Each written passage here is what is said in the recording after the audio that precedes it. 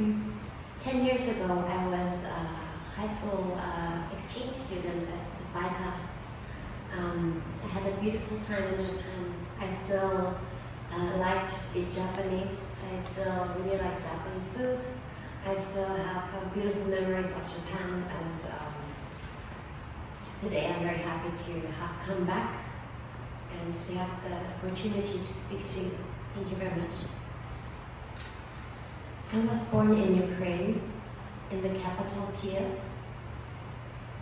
and I moved to Germany when I was 2 years old, but my heritage is Ukrainian and all my family is in Ukraine. Ukraine is a beautiful country. It's been an independent country for a long time, and the people are very happy, very proud to be Ukrainians. The largest part of the population also believes in Jesus Christ and God and is Christian. As you can see, some people think that Ukraine and Japan are very far apart, but actually Japan has one big neighbor, it's Russia, and just next to Russia is Ukraine in the European side. So actually Ukraine and Japan are only separated by one country, which is Russia. And as I said, I was born in Ukraine, my family is still there. The largest part of my family is in Ukraine, and so I often come back to visit them. And in January 2022, I was there celebrating New Year's with my boyfriend Chris, who is also here today. And we were all very, very happy. It was a beautiful celebration. On the other picture, you can see my grandma. So this was January, and only you can see on the pictures that we were very happy, and people were very peaceful. No one would have thought that there would be a war happening, or any kind of invasion happening. Only 1 month later, on the 24th of February, the Russian invasion in Ukraine happened. So please look at the picture again. This is in January, everyone very happy. And this is only 1 month later, February 24th. When the Russian invasion happened, very early in the morning at 3 a.m., my family woke up because they heard shooting outside of the apartment.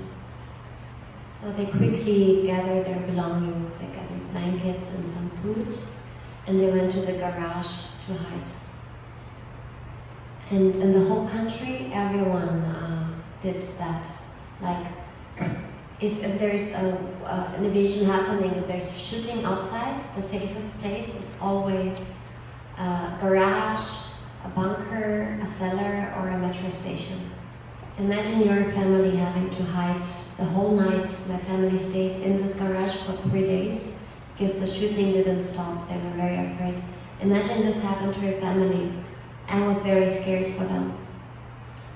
So this was my aunt, my 2 cousins, my uncle, and my grandma hiding. So as I said, during an invasion, during the war, which no one has expected, so there's 2 things you can do in a country.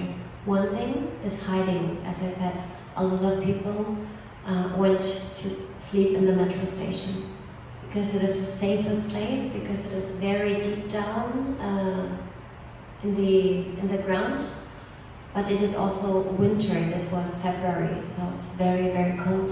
And people didn't have places to charge their phone or anything. But during a war, things like charging your phone or being comfortable, all these things stop being important. It's only about keeping yourself safe and your family safe. And the other thing you can do, so the first thing is hiding, the other thing you can do is flee the country. People think that fleeing the country, just going to a safer country is easy, but actually it's very hard.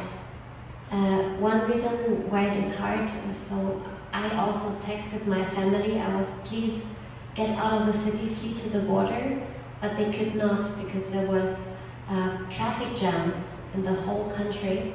So the way to get out of the city, it's almost impossible because the roads are full of cars. Another reason why fleeing is difficult is because when you flee in your car, the war is still going on outside. So it's actually very dangerous because bombs could be hitting your car, or it could be shooting through the glass. This is why a lot of people, they write kids, kodomo, on the car, so that everyone who sees it knows there's children inside and they will not be as likely to be shot. And one last thing I want to say about fleeing the country.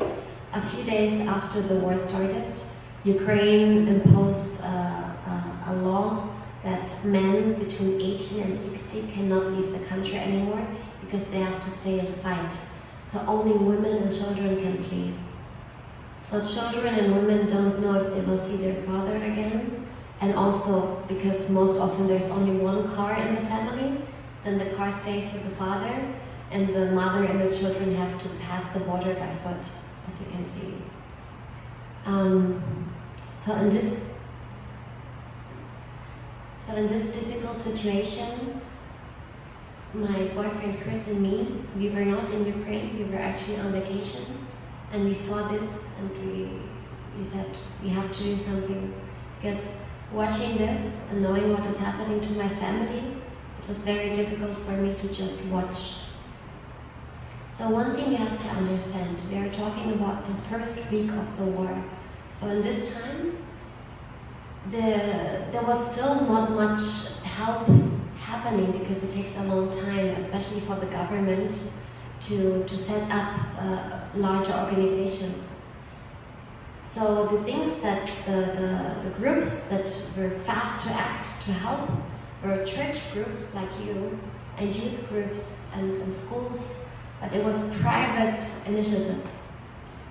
In fact, there was a church in Munich that was the very first to react, and the very first in the whole country, in the whole southern part of the country, to send people to the border to help on a larger scale. So just to show you how important church values in combination with humanitarian aid can be. But one church group is not enough, and we need a lot of different private or public initiatives in very different spaces with very different people to help this country. This is why it was important for us to help. But we are only 2 people, so we have to ask other people for help because 2 people are not enough. So we asked our friends, we asked family, friends, we put things in the newspaper, Instagram, Facebook. We tried to gather as many people as possible in a very short time to help together. And together with so many people, we were able to, only in 3 days, raise a lot of money and get a lot of humanitarian aid goods from a lot of people. So with all these goods, we were able to get trucks, and then we were able to put the goods in the trucks and drive with them to the border. So this is actually how it looked at my house. We had a lot of goods. And then with these goods we were driving to the border. We were a convoy of 20 cars and almost 40 people. All these people were volunteers. They were young and old and came from all kinds of social levels, but they didn't receive any money. They did this just to help Ukraine. And why did they want to help? One big reason is peace is so important. It is very unfair because we don't choose to where we are born. But some people get born in Japan where it's more peaceful. Other people get born in more difficult places. So we have all to support helping each other to be more democratic, to be more peaceful, to have a world where people don't suffer. So the drive to the border is 12 hours. So we got up very early in the morning and we arrived in the border very late. When we arrived at the border, we were able to pass the goods at the border to Ukrainian volunteers. Because I have still a lot of connections in Ukraine, these volunteers came through contacts from friends. And so it was not just one night, we had to stay longer because we had so many goods. We had 20 cars and 3 trucks, so that we had to stay longer and keep on putting the goods from one truck, the German truck, to Ukrainian trucks. So this is a video. Okay, anscheinend, aber wir sind fast durch.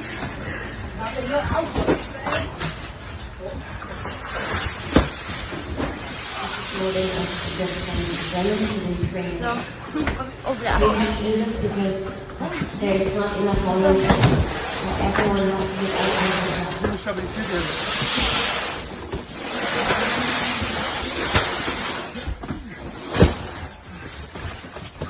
Komm kurz her. Hey, Grüße aus dem LKW. Wir kriegen das heute hin. Der fährt nach Rivna, mitten in der Ukraine, wo die Leute kaum Logistik haben und das Allernötigste brauchen. Die Kinder verhungern. Und kleiner Nebeneffekt, Deutsche und Tschechen helfen zusammen, um den Leuten in der Ukraine zu helfen. Ja. Das ist ein deutsch-tschechisches Team. Ja. So, ukrainischer LKW und das ist der deutsche LKW.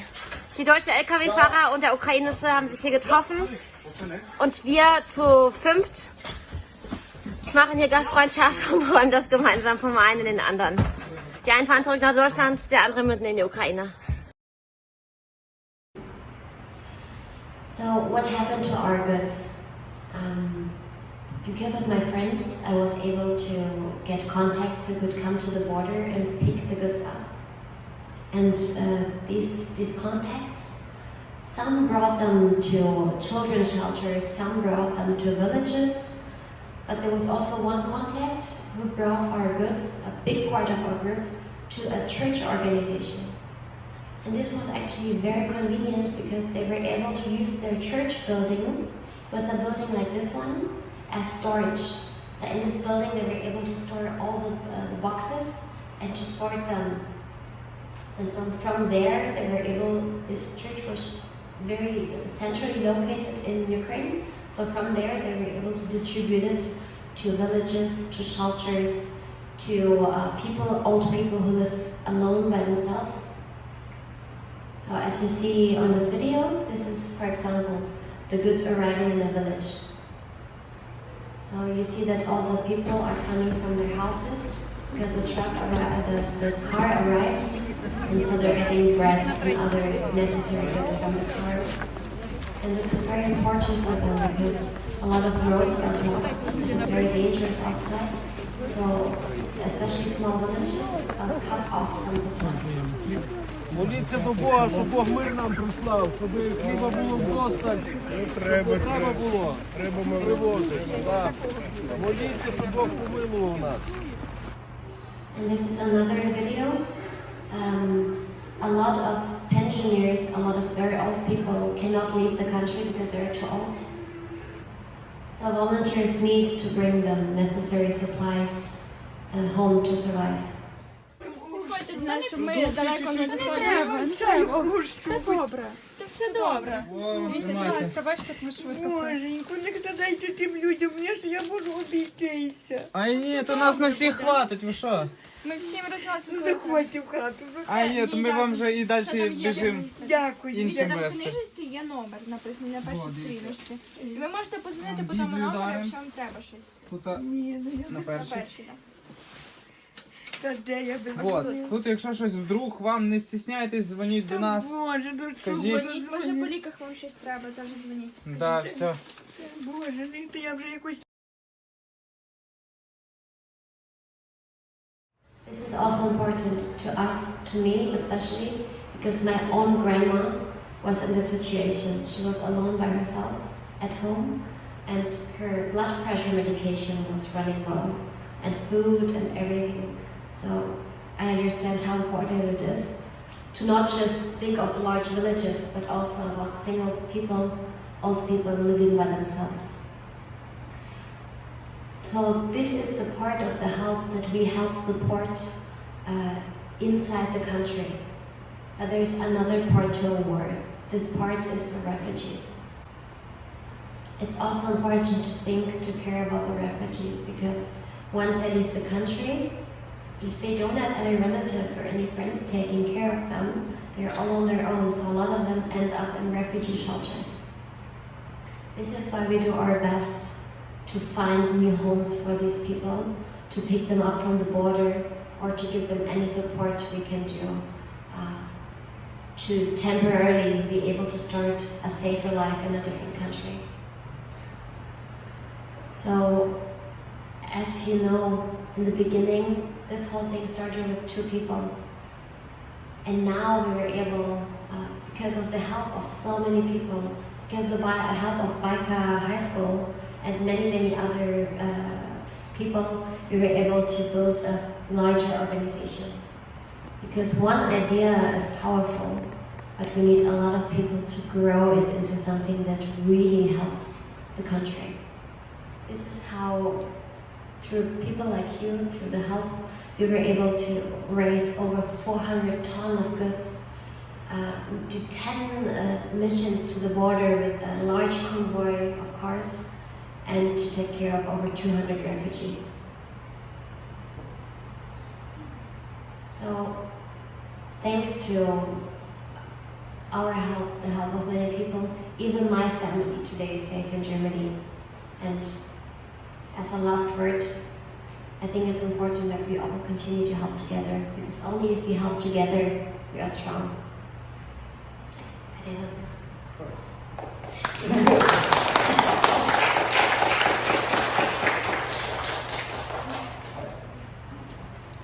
皆さんありがとうございました。皆さん、いかがでしたでしょうか。本当に写真を見ながらこうやって説明をしていただけるっていうことって本当に今の日本の中ですごく少ないと思うんですね。私はバイカのつながりでこうしてエマさんという方と出会えることをきっかけができたんですけれども、やっぱり今年の2月に私たちはロシアがウクライナに侵攻したっていう事実をニュースでしか見ることができませんでした。その時に何をしてあげたらいいのか、ウクライナの地にどういうふうに私たちが献金をもし捧げたとしてどんなふうにそれが力になっていくのかっていうのは一切わからない状態だったと思います。おそらくこの本当に2月からなのでもう10ヶ月、約10ヶ月近くどういうふうに動いたらいいのかって多分わからない方の方が多かったんじゃないかなと私自身もわからなかったものだったので、本当にそのことを感じた時にこうしてちゃんと写真もあって、そして動画もあって、ウクライナの地でどんなことが起きているのか、どういうふうにしたら支えになることができるのかっていうことをこのヤナさんのお声を通して改めて確認をしながら、そしてまた初めて聞いたお声だったと思います。本日先週からお配りさせていただいておりますこのウクライナ支援にご協力くださいという用紙の中で右下の方にも、ゆうちょ銀行で献金支援物資のための献金もこちらに振り込んでいただけたらその支えとなるということも書いてありますので、皆さんまた帰ってから改めてこう感じたときにどうしたら私たちがウクライナへの力になるのかを改めて考えていけたらいいなと思っております。本日は本当に矢野さんがバイカのつながりを通して、こういうふうに講演をしていただいたこと本当に心より感謝申し上げます。改めまして本日はありがとうございました。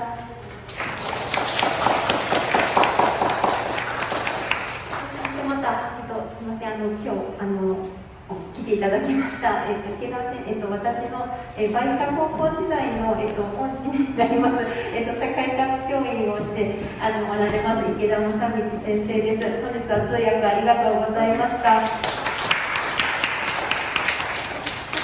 た、ヤナさんの、パートナーのクリスさんもご紹介させていただきます。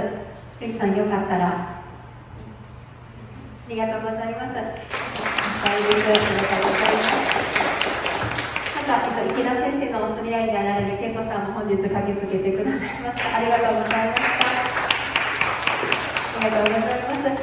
本日この講演会の後、2階の受付に、本日のウクライナの支援のための、献金箱を用意させていただいております。ご準備のある方だけで結構ですので、もしよろしければそちらにも献金をよろしくお願いいたします。なんか先生よろしいですか。いや、また何か質問があればまたこの後言いますので。はい、質問がもしありましたら、直接ヤナさんにお話にしに来ていただいてもいい。もし今何かありましたら、ウクライナのこともっと知りたいこういうところとかがあれば、今お聞きしたいんですけれども、いかがですか。よろしいでしょうか。はい、ありがとうございます。ちょっと礼拝後ですごい長くなってしまったので、皆さん直接ぜひお声かけてヤナさんのところにお話ししに来てあげてください。どうぞよろしくお願いいたします。では、これをもちまして、バイカウクライナ支援の、ウクライナ支援の講演会のプロジェクト講演会を終わらせていただきます。今日は本日はどうもありがとうございました。ありがとうございました。